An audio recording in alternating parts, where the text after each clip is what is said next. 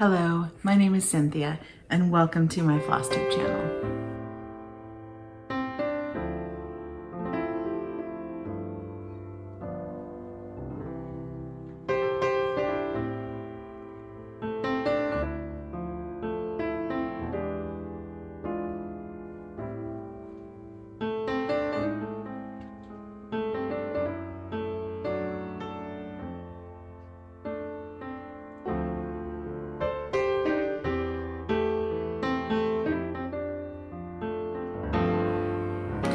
I'm happy to be here with you today to talk about my stitching and things I've made, things I'm going to be making. Today is Wednesday, April 28th, 2021, and it's a rainy day here in Fort Worth, Texas, sort of gloomy, so I hope everything is well lit.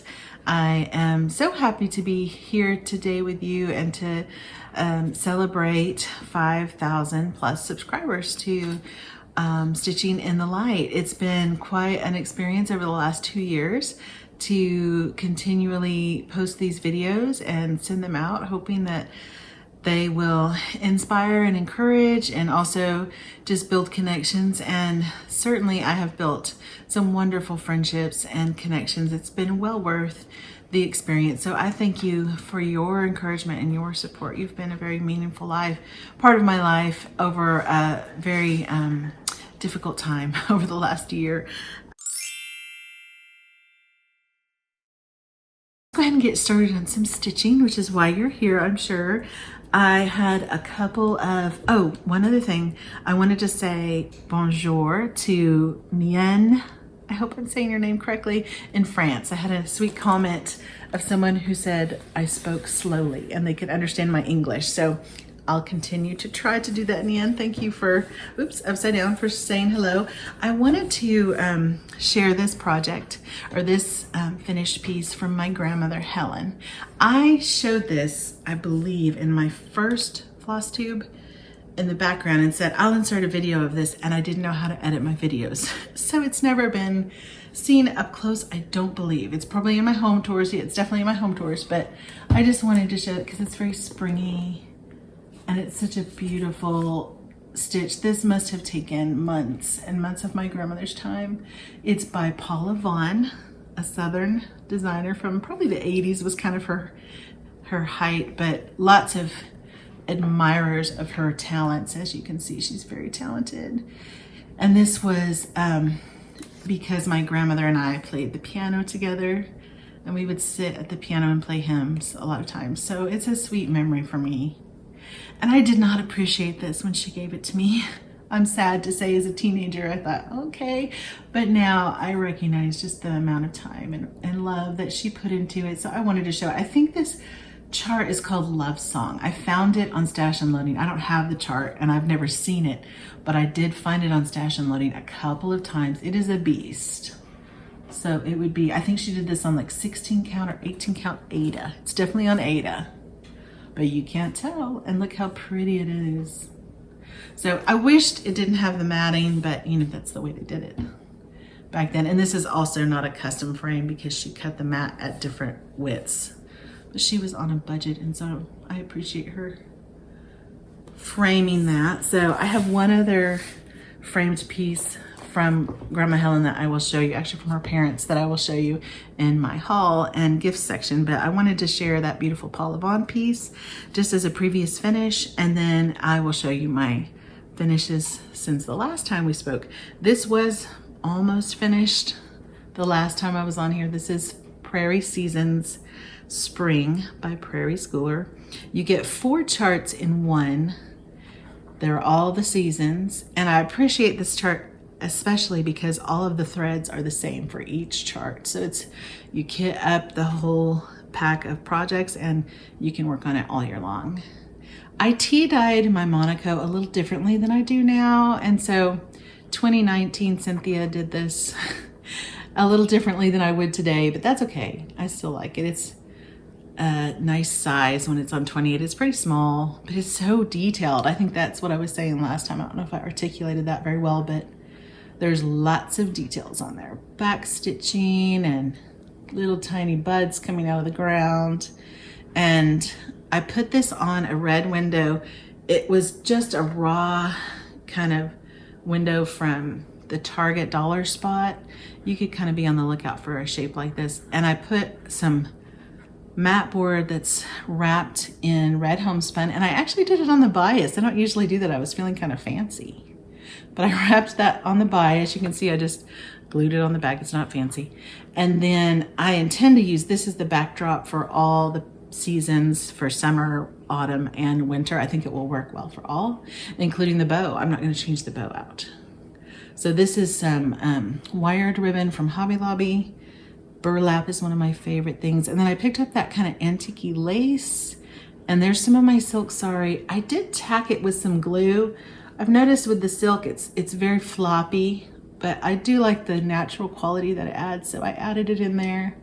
And that bow will stay the same for all the seasons. I really wished that I had had Christi Potter here with me from Java Girl Stitches. I didn't realize how hard it is to get your rickrack to be even. This is the first time I've tried that. And I have kind of a snaggletooth down here. I was like, oh crud. And I can't get it, here it is, yeah. And I can't get it back up because it's dried so hard and I don't want to pull it apart again. So I'll do better in summer. I'll figure it out. I have about maybe that much done of the summer pattern, and I intend to get that up in June. So lots of fun.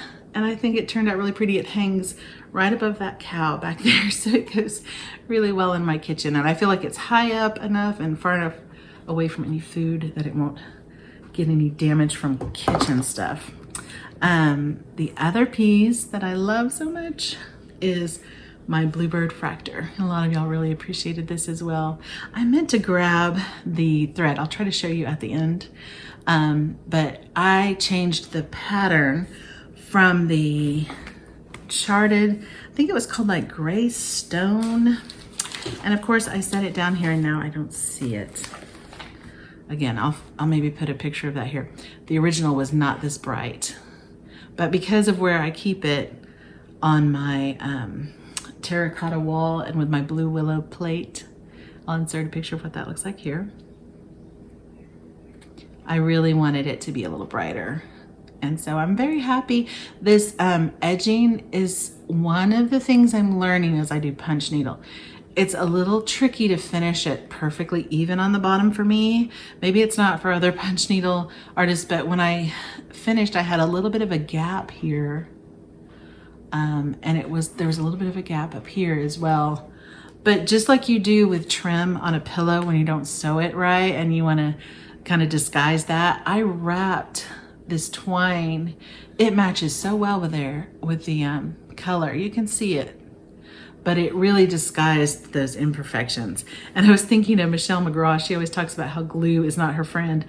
I was struggling with this glue because I had that thin twine and I wrapped it 3 times and it was sticking my fingers together, and I was having it stick to my, sticking the needle or the thread to my hand. There's one spot here that's kind of crunchy. I was like, oh man. So definitely a learning curve on that. But this piece came from, oh, I didn't have this last time. This piece did come from Theresa's Primitive Treasures on Etsy, and it's made for this design. She's the designer of the Fraktur punch needle, and her husband cuts this board out. I had a little bit of an issue with it. I was a little sad. I don't know if you can see, but the hole is off center. So when I hang it, I'm going to get a little command strip. I just put some masking tape for now, but I'll have to put a command strip behind it so that because when you put it on there, because that was drilled a little crooked, it hangs like this. So I was a little bit disappointed in that, but I love the overall quality of it. It's very pretty and well made. So just a little oops, it's okay. That's part of handmade things. So it worked out fine. That's Bird Fraktur by Theresa's Primitive Treasures on Etsy. So I encourage you to try punch needle if you're at all interested. Some people say, oh, I don't have time for another hobby. I almost think of it as another extension of stitching because it's using DMC a lot of times, and it's so quick that it kind of gives me a instant gratification of, do I want to do something for 4 days or 40 hours? So anyway, I love those finishes. Thank you for letting me share them with you. only had 3 works in progress to show you other than the 2 finishes I had. I had intended to focus in more on my whips and not be my works in progress and not be as scattered. I said I flit around, and it made me laugh because I'm a little bit like a bird. I hop from one project to another, and so I'm trying to zoom in on some of my good intention contract pieces that I had said I wanted done by the end of the year. And this is one of them. This is Sally Spencer. It's an out of print chart by Birds of a Feather. I have the working copy here. I didn't want to get, it's a 1-page deal, so I didn't want to get it bent up, but that's a little bit like it will look in the end. And I really enjoyed working on this. I didn't know it would be so fun to stitch. I've heard some people say it's a little tricky, and I think I know what they're meaning by that. These borders, for example, aren't, you know, uniform. It's not like 3, 2, 3, 2. It's like 3, 4, 3, 6, 4, 5. You know, so you really have to be watching. And the letters have these little tiny ones in between. There's 2 A's for some reason, which I'm not going to do. And I do not understand how that is an A, but that's okay. It works. I'm not using the colors that are called for, of course, other than Buckeyed Scarlet, which I put on Instagram, and so many agreed. It is a great red. It's so pretty. I have a hand-dyed fiber that I dyed, intending to use for, I forgot to get out, for Lindy Stitch's piece, and then went a different direction. And it's so funny, as I was using it, I thought, why did I do this? I'm using a hand-dyed fiber that was just kind of a one-off. I don't know how I'll ever repeat it. It's a bluey gray. I'm using this for the, I think, the Brethren Blue, and 924 is nowhere near this. And it's very variegated. So I was like, I have really goofed because I'm not sure I have enough of this. It's so prominent in the design.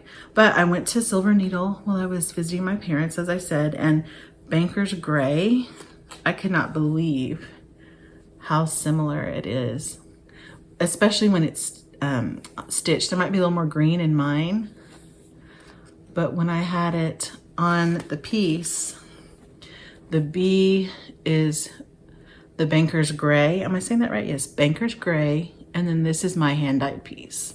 So I felt like I lucked out because you cannot tell. And the other thing I'm having a problem with is Carriage Black.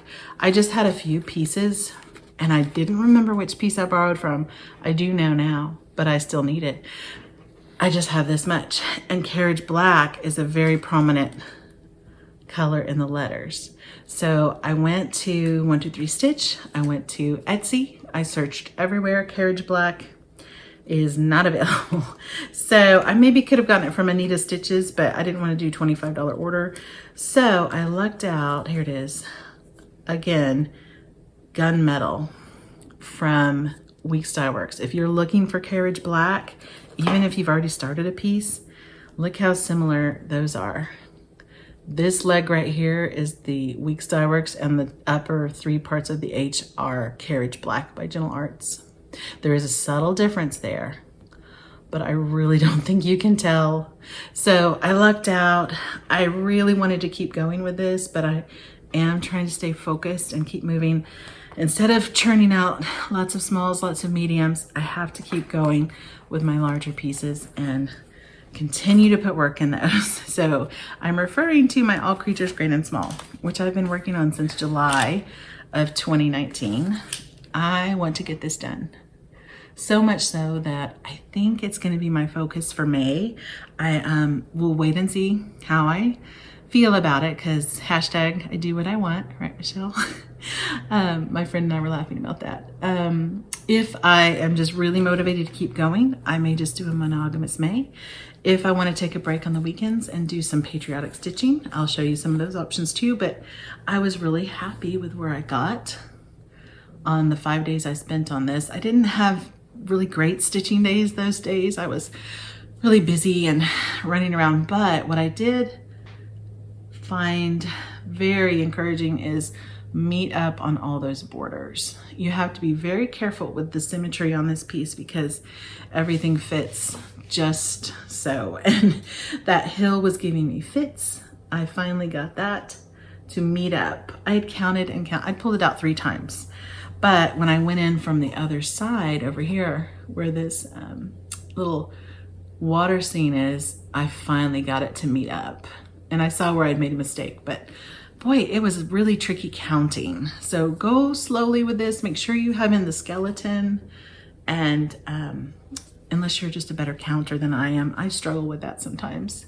This water though is lots and lots of stitches I did. And it's kind of a sagey green, gray, and a blue. I love it. There's a little key. And what I did was just work my way up those outer motifs. There's a stalk of corn with a crow. And then this is the rooster and the chick's feet over here. I want to get back to that rooster. It's so fun with the little sunshine. I just had to make sure that I had all of those motifs all the way up and counted so carefully. And then there's the top. So some good foundation work done, ready to just do some fill-in. And it is on 40 count mallow, which makes it a little bit slower for me. I wish I'd done it on 36, but then again, I love the colors with 1 strand on 40. It's very vibrant. So you kind of have to weigh it out. 40 might be a little bit more difficult, but this mallow, I haven't dyed it or done anything to it. When I did dye it, it shrank a lot. I have another piece that I'm not gonna be able to use, but this piece is just the way it comes, and it's kind of like a oatmeal-y texture. I don't know if you can pick that up.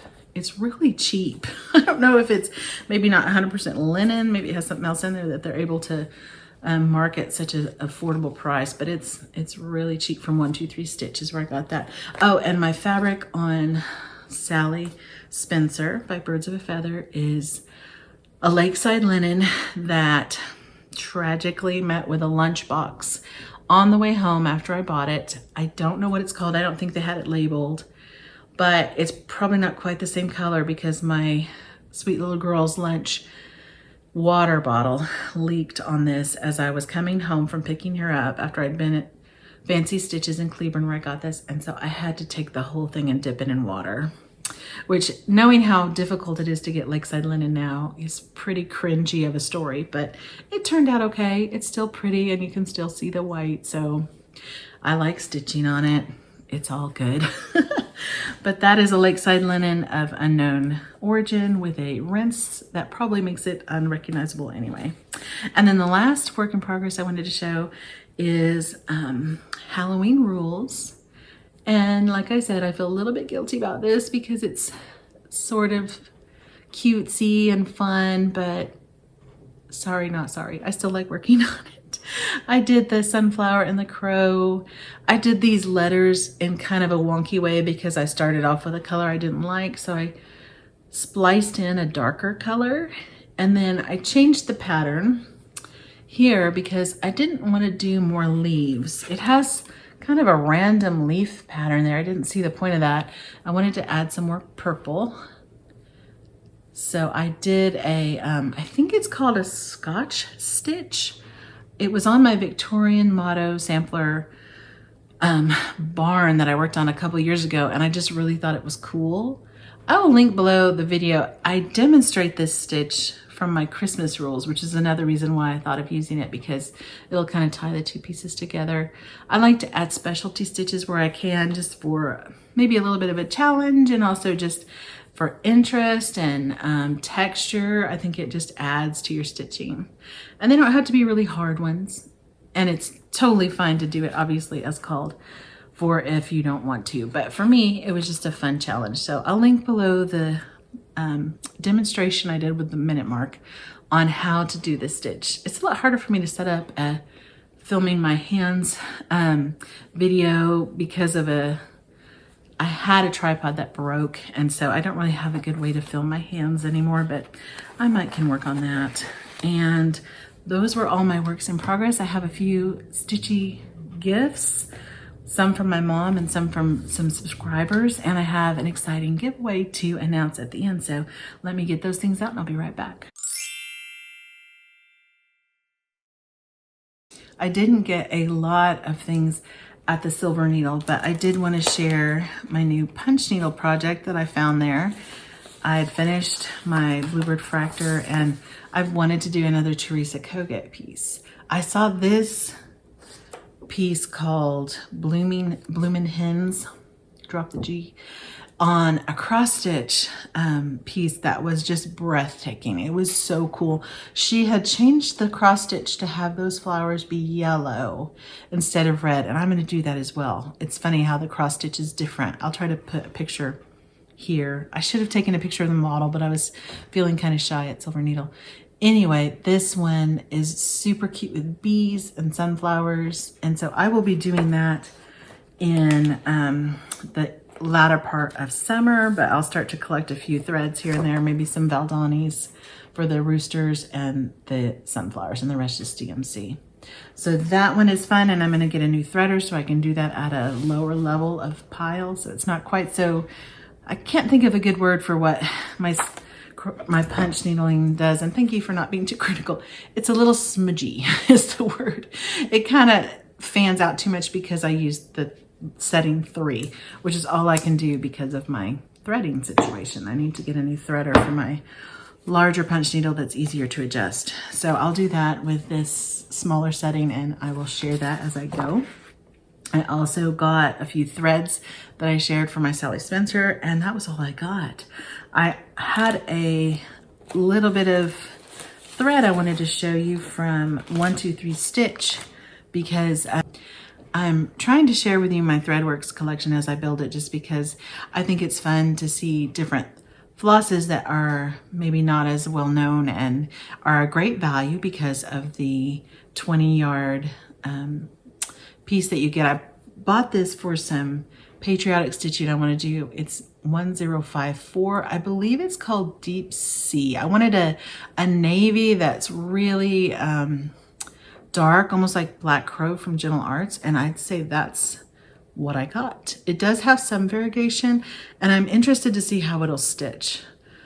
I might be starting a piece in Mania with this thread so I can show you, but it's looking like it's black. It's not. It's just a very, very deep blue. Very pretty, I think. And again, I think it's Deep Sea, but I'll put that on the screen if I'm wrong. Or also you can look at it through 1024 from 123 Stitch. And there's my other crimson that came. So I like kind of a darker, patriotic palette. Those are my colors. So I picked that up. I also picked up a Raggedy Ann pattern. I've seen several. Nancy Woolsey has one, as does Christi and Lori Holt, and I don't love the traditional Raggedy Anns as much, even though I had one that I carried around all the time. These prim ones, though, are much more to my liking now. So I found some wool roving. I thought they had sold out of this. I have some more from Hobby Lobby, but it's only 49 cents on clearance right now, and that's how I'm going to make the hair. My friend Becky was helping me with some of the fiber issues, and it'll be an experiment to see how to do this because it almost just looks like, you know, fluff, and so you have to kind of twist it and maybe figure out a way to make it look like braids, but I'm looking forward to making them. Raggedy Ann is about 15 inches high, so I want her to be, you know, like maybe a smaller size to sit in a tiered tray or something like that. So I might reduce this pattern by 50%, and I hope to make that soon. And while I was on the Raggedy Ann kick, my artist Shirley Hudson that I follow from Hudson's Holidays had this piece on her Etsy shop as a 50% off. If you follow her on Instagram, she does have sales. And so this was only like $1 something. I thought that's a really pretty little piece. I'm trying to cover it up somewhat so you don't have a way to copy it. But it says, "Do small things with great love." And I thought I could make her kind of coordinate with the dark red hair and the red shoes or red tights and a blue dress. So she'll be kind of a patriotic Raggedy Ann, which is really sweet. And some more haul that I got that was a Stitchy Kindness. I have a couple. This was from Liz Thompson as a thank you for selling her a bag, which, my goodness, thank you for buying my bag. She thought of me with this journal. It's an actual stitchable journal, and so she sent that to me. Thank you so much, Liz. That's a really fun project. I might make that for one of my kids to have them keep some memories in and do like a photo album with it or something like that, it would be, or maybe a photo album of my cross stitch. It would be really good to do that with. And then I guess the last thing that I was gonna show you, no, there's two more. One of them is a giveaway. This I wanted to show in person because it's kind of difficult to show on Instagram just how big it is. I am so crazy about this. My mom passed along this certificate from my great grandparents, my grandmother's parents. It was gifted to them on their 25th wedding anniversary. You can see the 25. Sorry, this metallic is kind of hard to catch. In 1944 by their pastor. It's all in German. They spoke German in the home. They were, let's see, Molly was born in Argentina. I've talked about her before. That's my great grandmother. And I think her husband was born here in America. I'm not sure, but they definitely were German and only spoke German in the home. So the whole thing says Ebenezer at the top, which means, hitherto hath the Lord helped us. And certainly to make it to 25 years of marriage, the Lord has helped us. My husband and I are celebrating in July, and because I don't know when I'll see my mom again, she went ahead and gave this to me. Passed it along. It was at my grandparents' house, obviously, for a long time. I don't remember seeing it even as a child. I think my grandma had it squirreled away somewhere. But then she gifted it to my parents on their 25th wedding anniversary, and now they've had their 50th and they're gifting it to me. So I am just so in love with it. It's all cut paper of some kind of foily looking silver. And so this is hanging in my master bedroom now, and just a beautiful heirloom. And of course my grandma did a typed index card on the back. Is she not a rock star? I just know that your ancestors will appreciate anything you put on your needlework to explain why you stitched it, what it means to you. This was just priceless to have, and especially because I know whose it was and when it was gifted, and so it just matters so much to document on the back of your pieces. My grandma even typed that in her little typewriter. So that was a gift I wanted to share because it's so special. And let me get into the giveaway. Hang on just a second.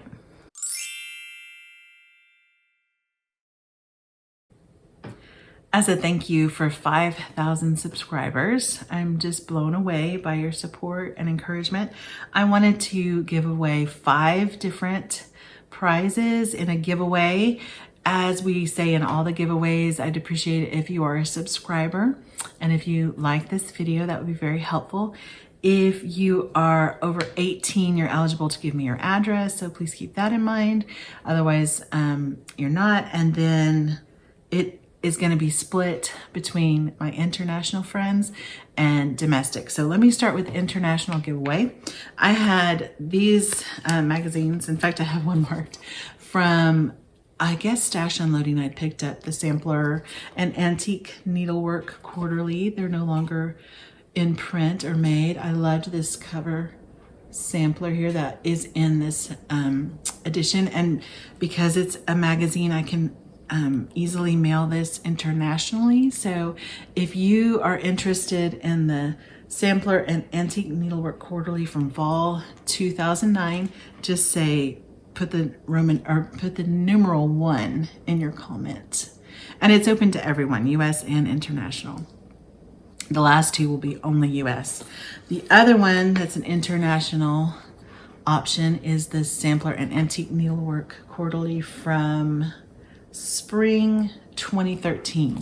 This is a really pretty sampler, I thought, on the cover, and there's just lots of really nice reading in here. I have the digital edition now, so I didn't feel the need to keep the editions. Oh, someone wrote in there just a date, but I really liked this sampler here with that Bargello. So if you're interested in this giveaway prize, put number 2. The third giveaway I don't have a picture of. It's a Etsy gift certificate, and because I can email it anywhere, it is open for my international friends as well. So if you would like $25 to Etsy, which who would not, put number 3, just 3, in your comment and I will search for that. The last 2 gifts in the giveaway are for US only, and you'll see why. This was gifted to me by a sweet viewer. Oh, I always forget to have I think it's Jeannie. Jeannie, thank you so much for your beautiful card and for the American sampler. I wanted to share this with y'all as a thank you, and it is all about America, so I thought this would be more suited for a US winner. So if you would like to win the Plum Street American sampler, it looks brand new. I believe she bought 2 as a mistake, and so I don't think it's ever been opened, and I wanted to keep it like that. Say number 4, put 4 in your comment, and that is for US only, as I said. And thank you so much, Jeannie, for sharing that with us. The last gift also doesn't have a picture, but I have to do it US only because of the postal situation. I had mentioned a couple videos back that I would love to finish a project for you, a small, I can't frame a giant piece for you, but if you have something that's, you know, about 5 by 7 and smaller, a pillow, a drum, I've done some flat folds, probably more of like a pillow or a drum or a strawberry.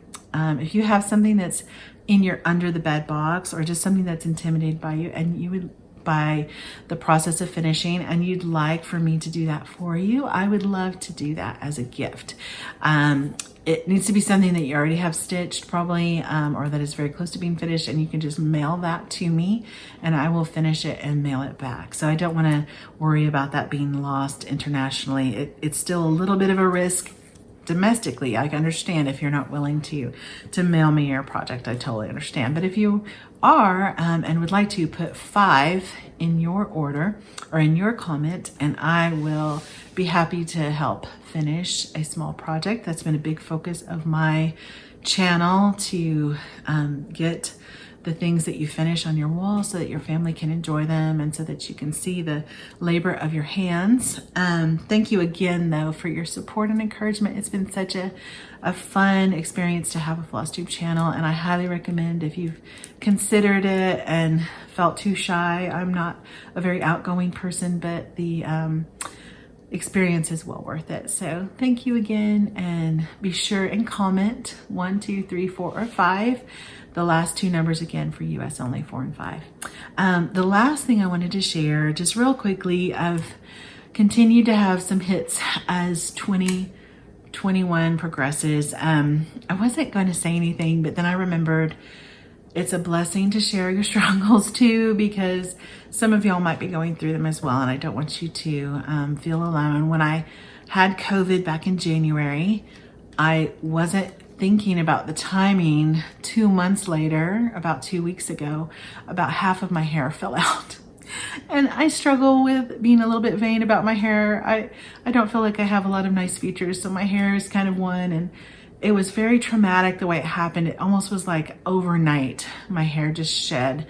It has a really technical medical term, telogen effluvia, and other people that have suffered from COVID have shared. I had commented on a post. I haven't really posted about it, but I've had some other stitcher friends who said it happened to them. And I didn't want anyone that maybe had COVID and was really sick to have a double whammy like I did, because I thought, oh my gosh, I'm dying. What is wrong? I was bawling, and I had to cut out some pieces of it. It was so matted. And then I remembered when I was weaning my son, the same thing happened back 10 years ago almost. And so it settled me down a little bit, like it's okay, it's not permanent.